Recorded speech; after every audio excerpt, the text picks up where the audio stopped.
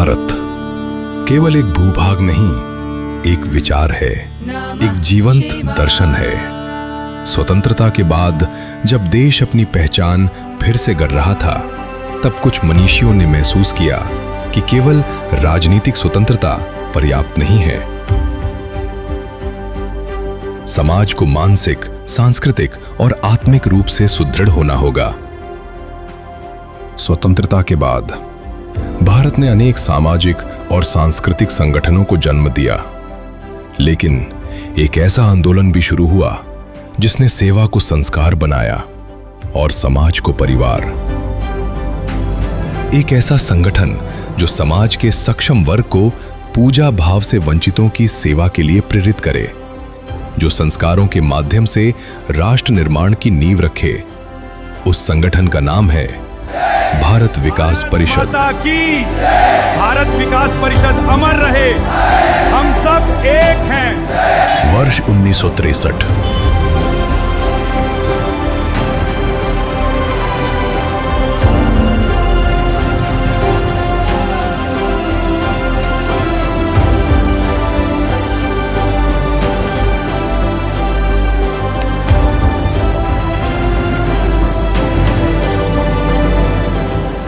जब पूरा विश्व स्वामी विवेकानंद की जन्म शताब्दी मना रहा था, इसी पावन वर्ष में दिल्ली के पूर्व महापौर और समाजसेवी लाला हंसराज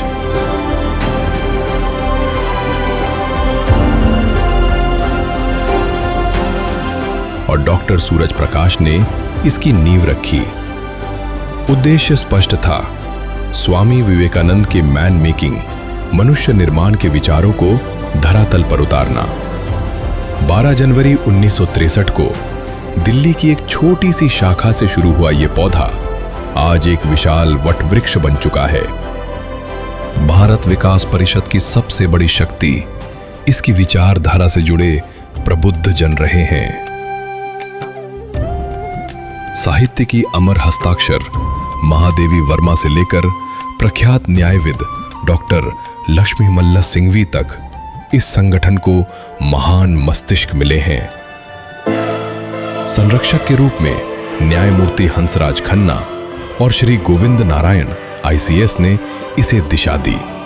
वर्तमान में भी अनेक विख्यात विभूतियां इस मिशन का हिस्सा हैं, जैसे स्वामी सत्यमित्रानंद गिरी जी, भारत माता मंदिर के संस्थापक, जगमोहन जी, पूर्व केंद्रीय मंत्री एवं गवर्नर, न्यायमूर्ति डॉक्टर M रामाजायस, न्यायमूर्ति S पर्वताराव, न्यायमूर्ति DR धानुका।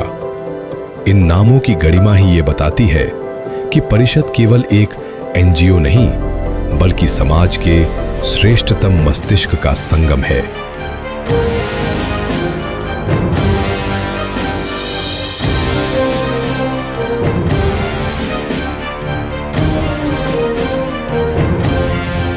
परिषद का कार्य 5 सूत्रों के माध्यम से संचालित होता है, जो समाज के हर स्तर को छूते हैं।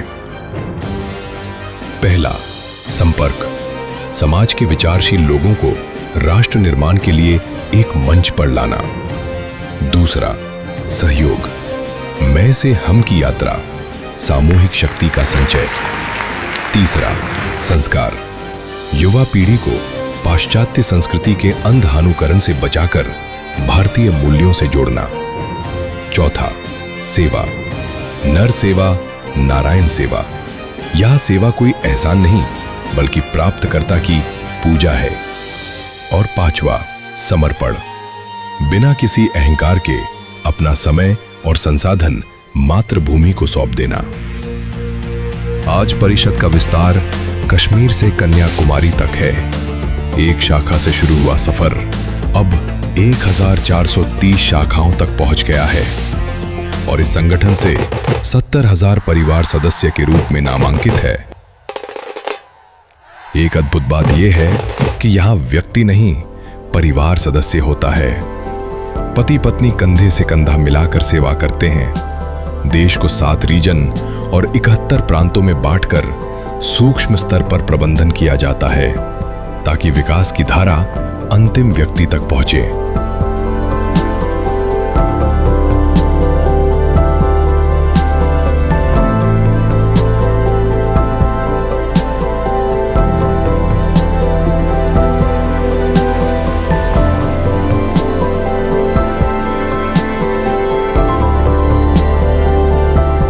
स्वामी विवेकानंद के सेवा ही सर्वोच्च धर्म है के आदर्श को धरातल पर उतार रहा है विवेकानंद आरोग्य केंद्र, एक ऐसा स्थान जहां चिकित्सा सिर्फ एक पेशा नहीं बल्कि एक मिशन है।